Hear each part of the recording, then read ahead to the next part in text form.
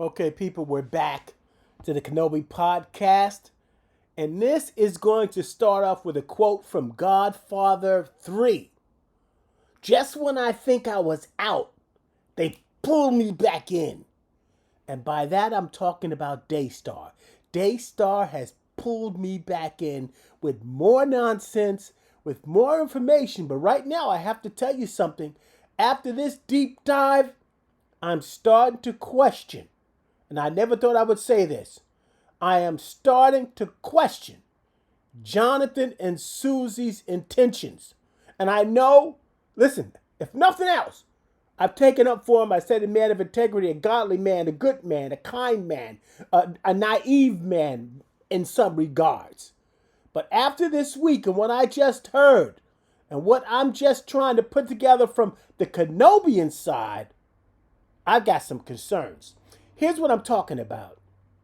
Julie Royce of the Royce Report just did an expose basically saying that Joni made a deal with Tom, who's the board of DAYSTAR, that if Jonathan ever comes back and if Jonathan ever makes a reconciliation attempt with the family, then give him the run of DAYSTAR the way Marcus wanted it and the way she wanted it. Now, that's what they said. And they said Jody made this deal with Tom 3 weeks before she died. Okay?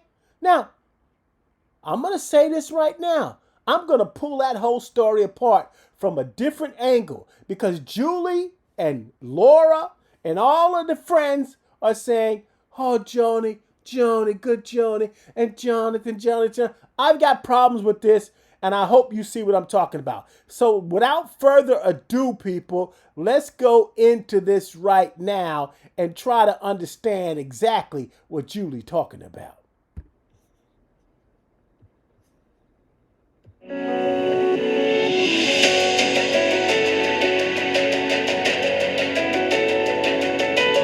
Since Daystar TV co-founder Joni Lamb's death a month ago, the Lamb family has been in complete turmoil. Joni's son, Jonathan Lamb, once vice president and heir apparent to the Daystar presidency, was treated as an outcast at his own mother's funeral. And his sisters, Rachel Lamb Brown and Rebecca Lamb Weiss, apparently want nothing to do with their brother. And they don't want him to have anything to do with Daystar either. But was that what their mother, Joni Lamb, really wanted? My guest today says no. And he says, Joni said to me, and he goes, she said to me, directly to me, if Jonathan tries to reach out, give him back Daystar. On today's podcast, you'll hear full details of the stunning softening of Joni toward her son Jonathan just 3 weeks before she died. Welcome to the Royce Report.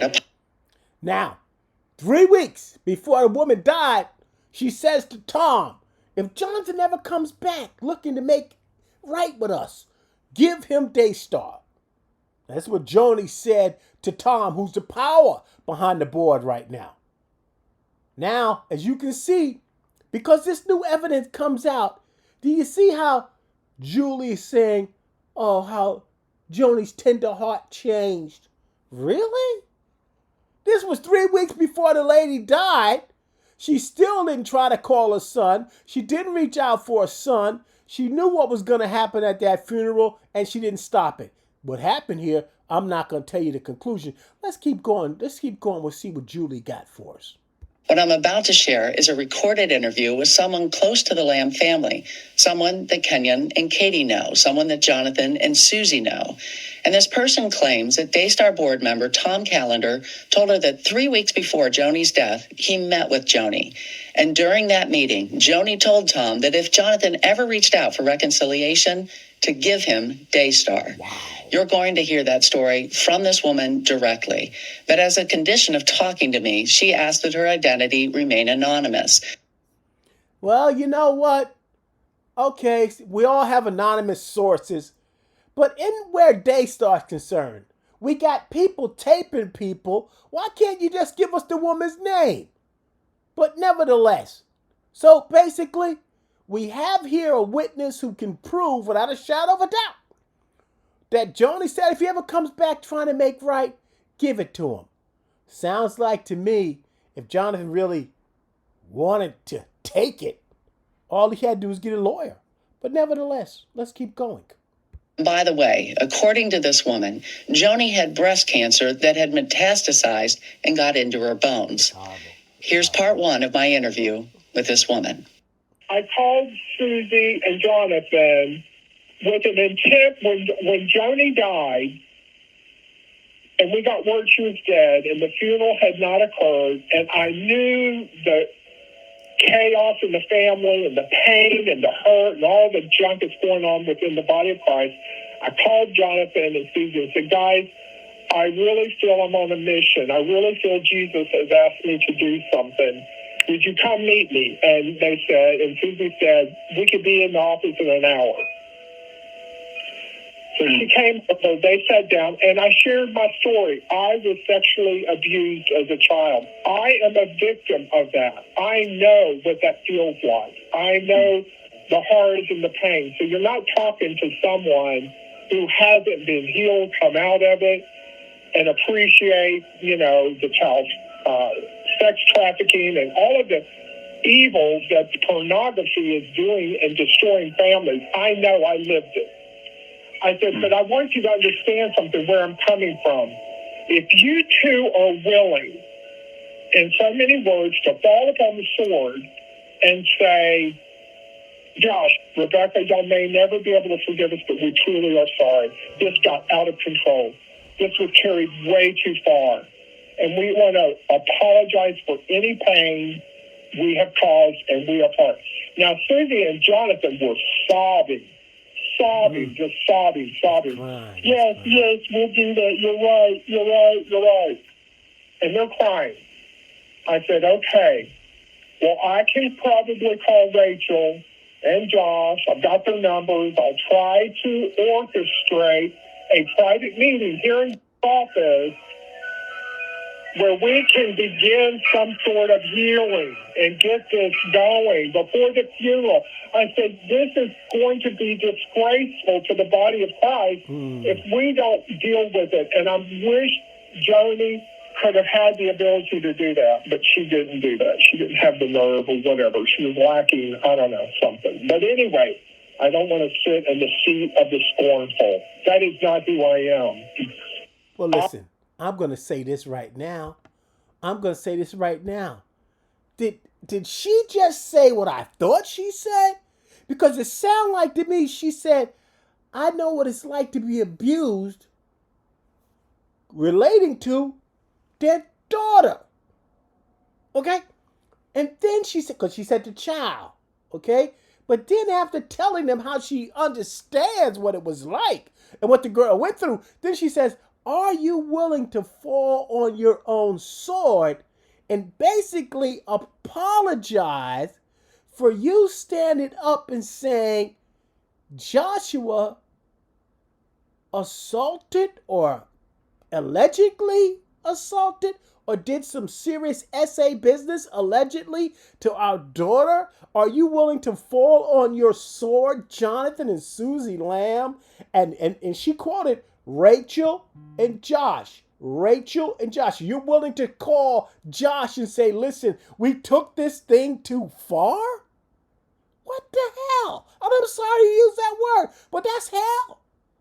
Are you telling me that Jonathan started crying because he said he was willing to basically call Joshua Brown and say, Josh, Rachel, we took this thing too far? We're sorry? We're sorry we accused you of following our child upstairs. We're sorry that we said that we came into the room and you kept saying you were sorry 20 times. We're sorry that we said that you lied about it, that you weren't cleared. We're sorry about calling you all those names. We're sorry about the police reports. We're sorry that you allegedly SA'd our child. And we're going to do that? What the hell, Jonathan?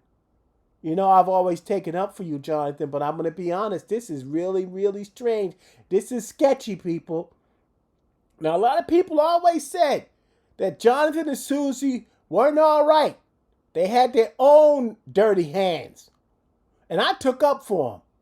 But how do you explain them saying, I'm going to call Rachel and you're going to say, Josh, we're sorry. We went too far over your daughter? Now, is that not throwing your own daughter under the bus? For what? And you know what? And let's be honest about it.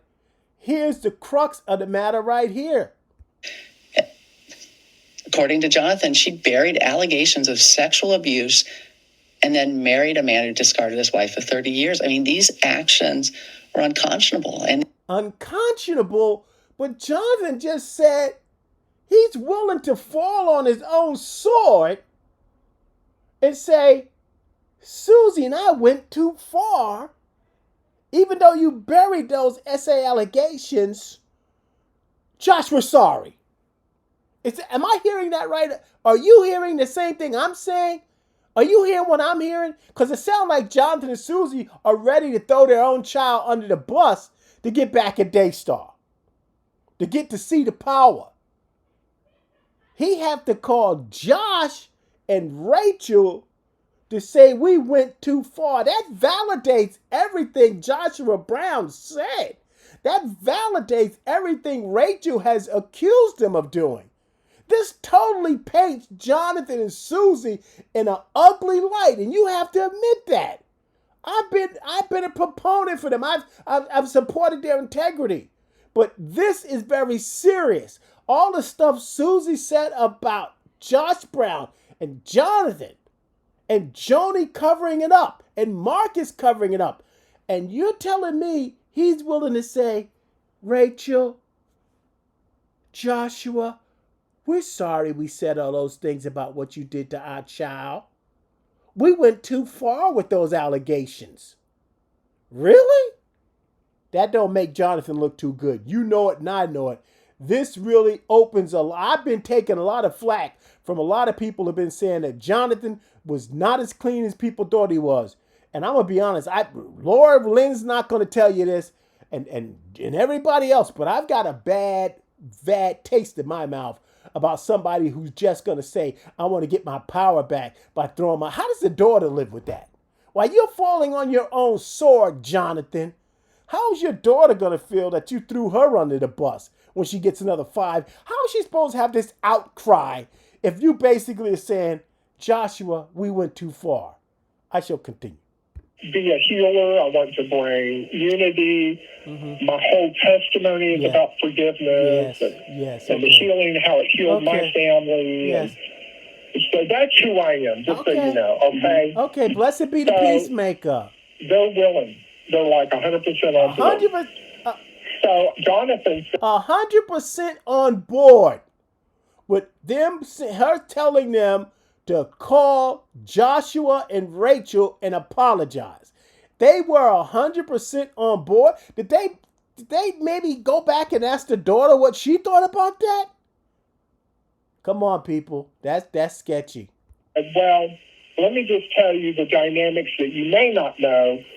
Tom, who's on the board, who's the head board, they will do whatever he tells them to do. Mm. Rachel and Rebecca will obey him. If he says we're meeting, they'll meet.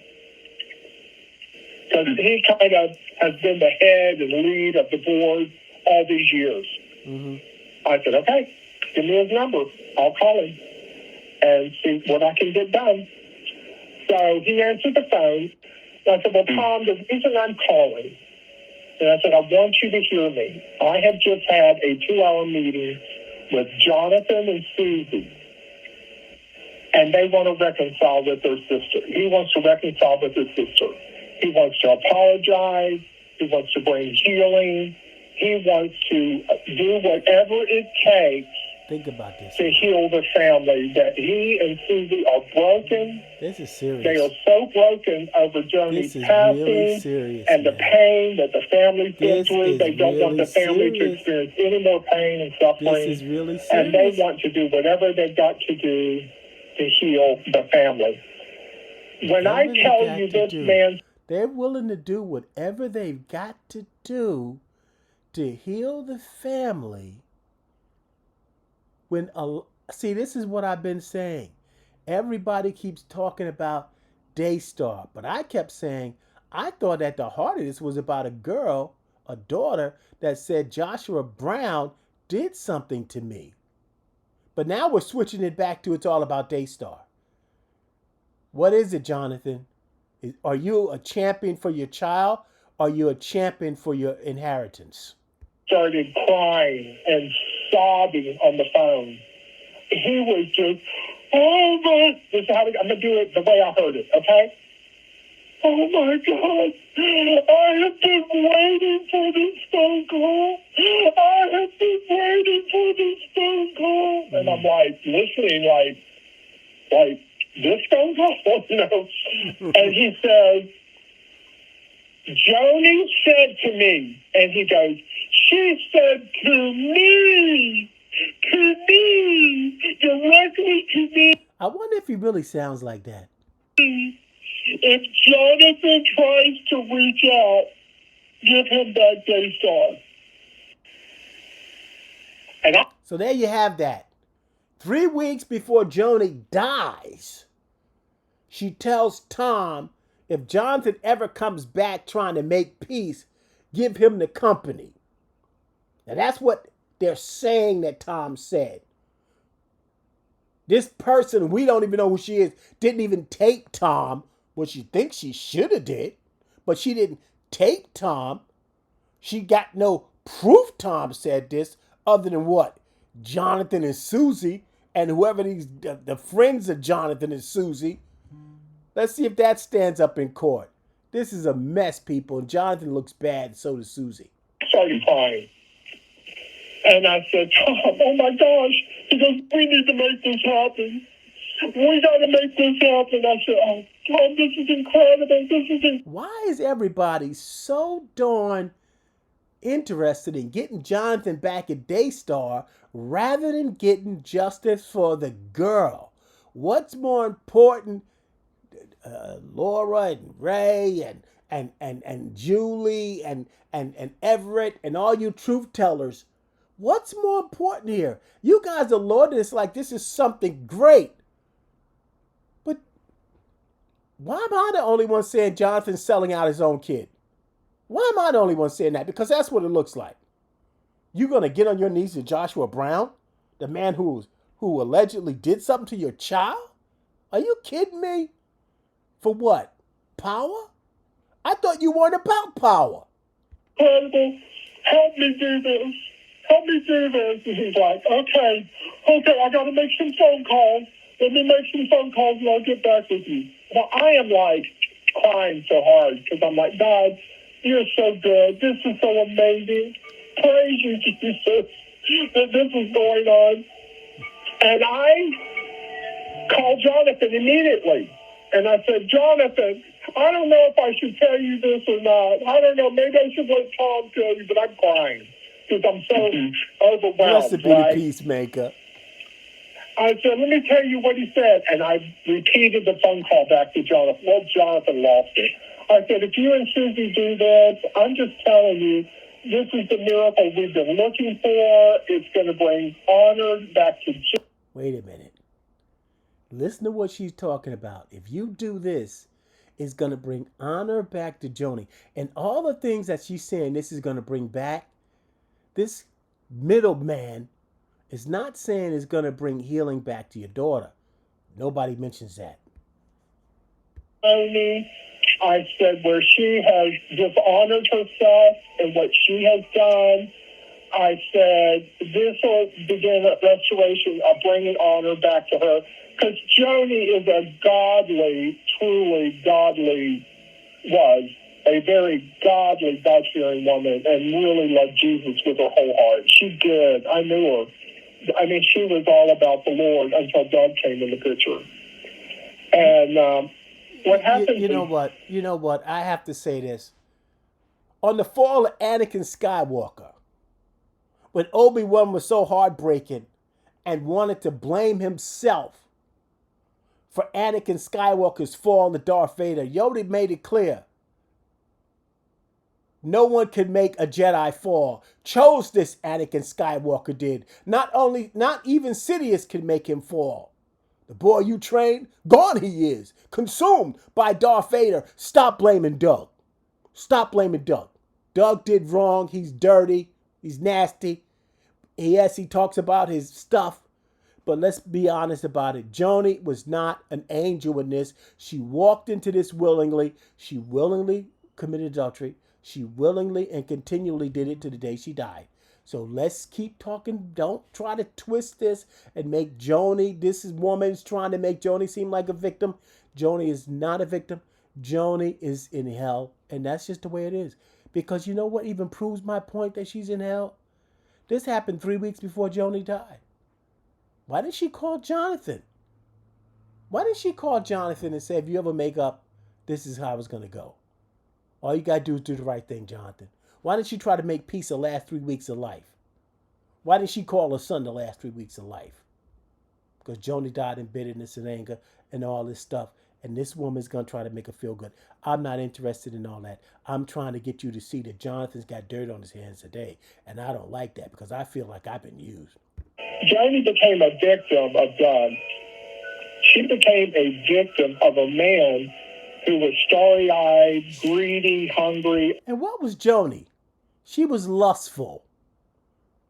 All Doug did was talk about his penis, and Joni said everything she wanted. Sexting and all that stuff. Cut it out. Don't let it be said that Doug Joni messed up Joni. I can't judge the man himself, Really? but I can judge his fruit. And the fruit of him. What about the fruit of Joni, lady? You know what? You're discrediting yourself. Appeared he was one greedy, hungry, Yes. manipulative And Joni was one hot, lustful widow. man. And she was vulnerable, brokenhearted from her years. And literally, I see Joni as a victim. So when you sin, you're a victim.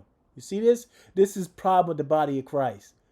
People don't want to. This woman here is talking out of both sides of her mouth, just like all these other truth tellers. 1 minute Joni good, next minute Joni's bad. Now she's saying Joni's good here, but she's gonna tell you how bad Joni is in a minute. Watch this. The public is trying to say Jonathan and Suzy killed Joni, and then they're saying no, Doug killed Joni, and I'm like, no, folks, Joni killed Joni. Joni is responsible for her own actions. Joni is responsible. Didn't she just say Joni was a victim? Did she just say Joni was a victim?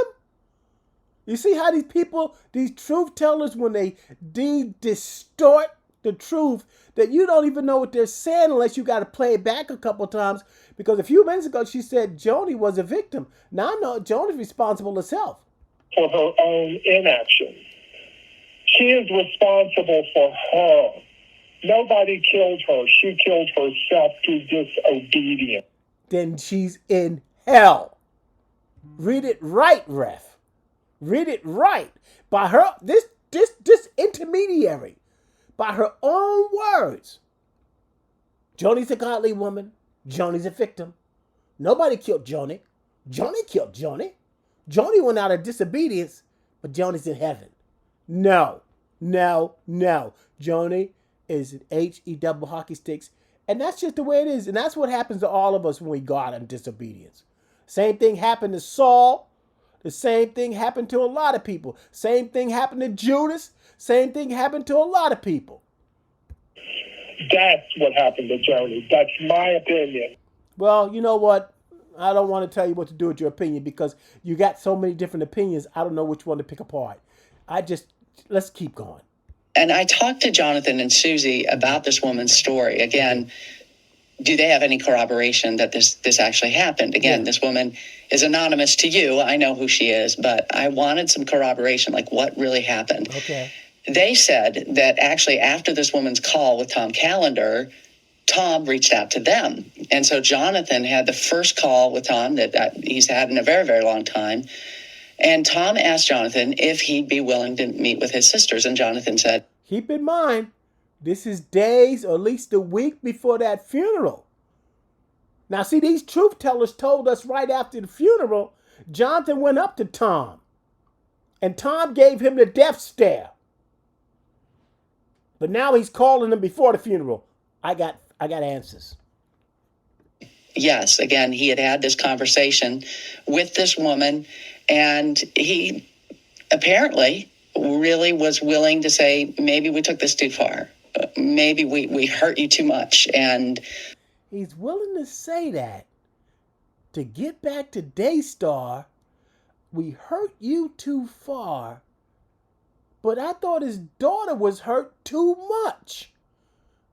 We hurt you too far, but Suzy said the chiropractor hurt her too much. You're apologizing for someone that did something horrible and heinous to your own child. Come on, people, that ain't right. And nobody's saying it. Nobody out there saying it. But this, I've taken up for this guy. But now, I'm trying to say, I hate to say it, but I'm giving him a double look now because he's willing to do this, and all this was supposed, who's this for now? Is this for his child? Is for his power? You know what? If he was willing to make peace, why didn't they just read the card? Why didn't you just read the card and you could have still been there? None of this would have happened. I thought you left on principle. Why did you just read the card, Jonathan? Because it was more about the card. It's about your child, right? And there were some things that maybe he regretted. I'm sorry. He regretted taping because that's the only thing that gave him some legitimacy. He agreed. He regretted what? Going to Laura Lynn, going to Everett, going to Ray. He regretted what? Talking to all these truth tellers? What exactly did he regret? He regretted saying Joshua Brown said, I'm sorry 50 times.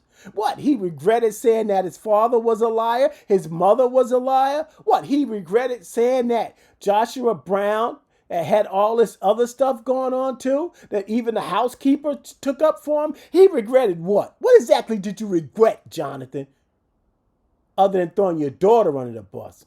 Again, we don't have a lot of detail on what that is, and I hate to put any words in Jonathan and Suzy's mouth.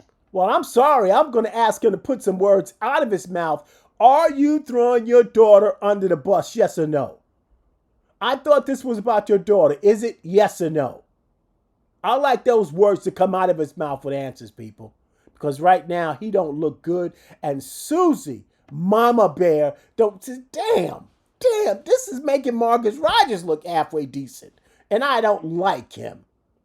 Suzy was on the call. And according to Suzy, Tom was just warm and effusive and said he couldn't wait to wrap his arms around her. And Suzy said she reciprocated. I mean, if you know Suzy, which a lot of us, I've gotten to know her personally and spent some time with Jonathan and Suzy, but a number of us feel like we do know them because we've seen them on camera. We've walked with them through one of the most difficult periods of her life. Difficult periods of her life, like her daughter being S8. We walk with you through that, Suzy. And you're telling Tom, I want to hold you. When Tom talked about you like a dog. You want to say, Tom, I want to hold you too.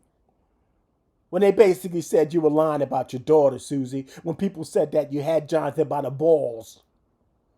But you want to just hold him. Who's holding your daughter right now? Because I would think that she would feel like she got job. Where's the outcry? How can it be an outcry when your own parents flip you? But after talking to Rachel and Rebecca, something apparently changed. And here's how my source described it. And now Tom calls me back 2 hours later.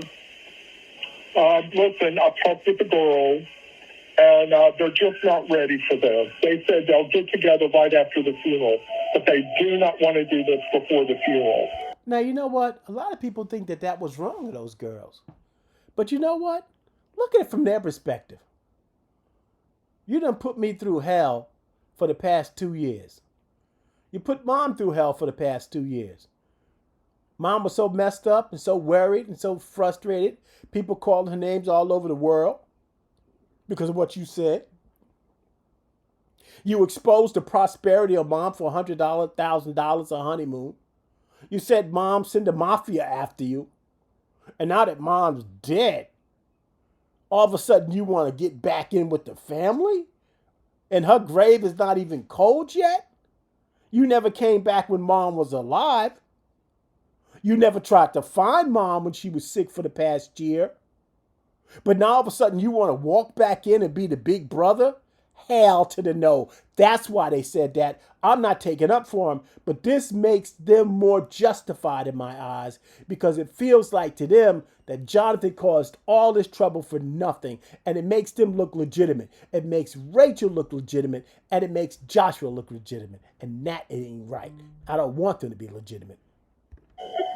And this was on Wednesday. So it was the Wednesday before the Monday funeral. Correct. 4 or 5 days, yeah, okay. And I was wanting to get this meeting like on Saturday before the funeral, get this meeting done. So then I said to him, because you wanted Jonathan to walk in victorious. All hail the chief. You wanted him to walk in there like the president of DAYSTAR and go to the podium and be the hero. They didn't want that. They didn't want that. And you know what? I would feel like, who the hell does he think he is? Now he want to say sorry? They were dealing with their mother's sickness for 2 years while this guy was throwing bombs across the bow. This really makes Jonathan and Suzy look horrible, people. It makes them look horrible, and there's no way around it. But nobody's saying they look horrible. I'm okay. Well, let me call Jonathan and Suzy and tell them. He goes, oh, no, you don't need to. I've already called them. Yeah, you know why? They probably told Tom, you better sit your butt down. You better sit your butt down. Now, if Joni said all this stuff, too, let me just ask you a question. When Laura Lynn read Joni's will last week, there was no codicil or anything that said this is for my son under these conditions. He was called an unnamed heir. He ain't got nothing. The will was there.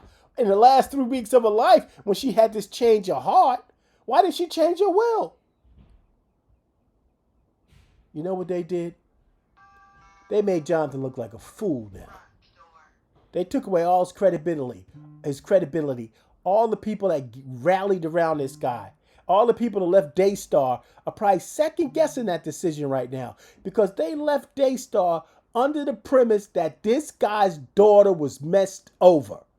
And now he's willing to say, I'm sorry I said that? 20th at 11:39 a.m. So this would have been 2 days after the funeral. And he says, please correct your statement immediately that you spoke to the head of the board and that I said anything to you about what Joni's last wishes were. Yeah, because Tom was a liar and Tom has gotten what he wanted right now. Tom got Jonathan looking dirty and looking sketchy. And that's what they wanted to do because this is giving DAYSTAR leverage. This is giving them leverage to go back to those people that left and say, you see, I told you y'all were leaving for nothing because Jonathan said he was sorry. I did not share any such statement with you. So according to the text he sent, this never happened. And this was absolutely shocking to this woman. She said she could not believe it. And because she's playing with the big leagues, lady. You think if God would have told you to do that, he would have gave you some discernment and say to tape Tom because he done lied so many times in the past. You got outplayed. Sent back to Tom like, what are you talking about? Like question marks. And again, he stuck with it. So again, something really happened in between the time that she talked to Tom before the funeral, then he talked to the girls, and then the funeral happened. Yeah, because listen, they felt like Johnny was trying to run in there on the white horse after making them look bad for 2 years, and they didn't want no part of it. It made them, now it even makes more sense that these people went after Jonathan the way they did at that funeral. Because for a week, 5 days, they stewed over what he was trying to do. They stewed over the fact that all of a sudden Jonathan was trying to come in at the tail end and act like everything was okay. And they said, you know what? This proves that he did all of this for nothing. All he had to do was read the damn card. But no, Suzy had him by the balls and they wanted to destroy mom and dad and Daystar. No. Now this makes him look bad. Now they lost respect for him.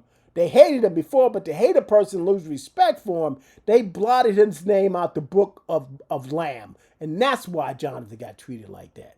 That's why Jonathan got treated like that. And that's what happened. Of course, this has been heartbreaking to Jonathan and Suzy. Here's a grieving son who didn't even get to see his mother before she died. Well, you know what, Jonathan? I've said this before.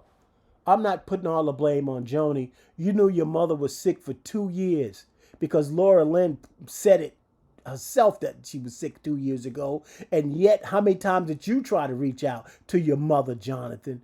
You see, you don't look too clean about that either. Joni took unforgiveness to his grave, but looked like you got you had something going down where you and Suzy wasn't reaching out to her. But when she dies, all of a sudden you want peace. You want to tell Joshua Brown, her son-in-law? You want to say that to her son-in-law? Nah, you look bad. What are you talking about? Poor Jonathan. Julie, I thought you was all for an advocate for the children. He just sold out his daughter, Julie. Or did you miss that? And given the state of their relationship, any kind word, any hint that his mother still loved him, still thought of him, would mean the world to Jonathan. And Suzy told me what Tom did and continues to do, apparently being unwilling to share this conversation directly with Jonathan and Suzy, is, as she put it, pure evil. Now, Suzy called it evil, but she wanted to hug him. I'm sorry, Suzy, you're not looking that smart right now. You said you want to hug him. You can't wait to wrap your arms around him. And now you're calling him evil. This is what happened to you and Jonathan. You make these mistakes and you put your foot in your mouth, and then you get your truth tellers to try to dig you out of the mess you put yourself in. I'm sorry. I've got no sympathy for these guys right now. I'm sorry. You got to admit, this looks bad. I asked Jonathan for comment on all of this, and he gave me the following statement. Learning that my mother's dying wish was for me to return to leadership at DAYSTAR is both healing and deeply confirming. The estrangement between us was one of the most painful seasons of my life, and knowing that her heart moved toward restoration in her final days brings me a peace I didn't expect to feel so soon. Her wish... No, she didn't move towards no restoration. If she moved toward restoration, then she would have called you, Jonathan. You keep trying to excuse and exonerate your mother from unrighteousness, but you are not God and you don't have the power to do that. And you know, I took up for you before. But your mother's in a bad place because she did not do what you said. And you know what? It was the hardest time for you to be separated, I'm sure. But I thought you gained strength knowing you did the right thing under God. I thought you gained strength because you were fighting for your little girl, Jonathan. But now it's all about how she wanted you back at DAYSTAR. I understand. Aligns with what my father communicated to our family and the board in his succession plan. Both of my parents in their final days pointed in the same direction. Most importantly, it is a calling God planted in me when I was a child. This was never about ambition or title. It's about faith. Then why the hell are you throwing your daughter under the bus? I'm sorry. That's what he's doing. That's what he's doing. Faithfulness to a calling my parents recognized and that I have never walked away from, even in the hardest moments. Families experience pain. Relationships. What? You said he SA'd your child. That's not pain. Families experience betrayal, heinous acts. That's what this is about. Become strained, but God is big and his grace is greater than all of it. Yeah, but he's also a God of justice, and I thought we wanted that for your child. My desire is to honor my parents, to seek peace where peace is possible, and to seek peace where peace is possible with Joshua Brown, the alleged perpetrator? and Rachel, who put your daughter's personal information about her body all over the internet? I'm sorry, did Rachel apologize for that? Or are you just going to go fall on your sword? Daystar flourish for generations to come. I am hopeful that the board will honor what my mother asked for and what my father asked for before her. Daystar has never belonged to any one person. It belongs to God. With a mission they sacrifice so much to advance. I trust the board will carefully consider the legacy my parents left behind and the future they hope to secure. I remain ready to serve. Well, my interview with my guest continues. I don't want to hear no more about your guest. Ready to serve. Ready to get back in the seat. Ready to take over. And what are you going to do when you take over? You guys going to go back to the green room? You going to sit next to Joshua and Rachel at the table? And you going to let your daughter go over there again? Or he can stop by the house anymore? Are you going to let her go in the room and get under the table in fear again? Because this is all the stuff you told us. You know, I can understand Jonathan's position. Being exiled, losing that position, losing that power, losing that notoriety, being able to go and golf all over the world, getting on those jets just like everybody else was, living in a big house just like everybody else was, and losing it all. And everybody respected you. And I did too, because I thought you lost it on principle, on the word of God, and as a father. But this doesn't make you look too good, Jonathan. You and Suzy got played. Y'all got played. And Keenan and his wife and all the people were saying, oh, Joni made some good decisions before she died. Joni's still not, she's still not out of this. She did this, what, 3 weeks before she died, and she still didn't do nothing? She didn't call her son. She didn't change her will. She didn't do anything else. This don't mean anything. I understand why you did this, Jonathan. You miss it. Just admit it. I miss it. But this is not how you get it back. You could have simply went to a lawyer and you could have sued. And you know what you could have done? You could have got Discovery and Tom and everybody else and all these conversations that Joni supposedly had would have came out in Discovery, and you would have looked a lot better than you looked right now. You would have been better suing Daystar for your position and wrongful termination and a hostile work environment and everything else in there, an unsafe work environment, rather than trying to say you were willing to say you're sorry to Joshua Brown. Why is not these truth tellers saying, Jonathan, how in the heck could you apologize to Joshua Brown? Am I wrong? Like, am I missing something here? Or did we possibly back the wrong horse? Now, I'm going to say this. This don't look too good. This does not look good. The only way, Jonathan, that I'm going to really think twice, you got to say this about my daughter. I didn't mean I was going to do all of that. But you're not saying that. You're still trying to get back in by being the man of peace now. How are you explaining this to your child? What do you guys think? And be honest. Let me know. If we're wrong, tell me I'm wrong. But if I'm right, tell me that too. Tell me something. Because just when I think I was out, Jonathan Lamb pulls me back in.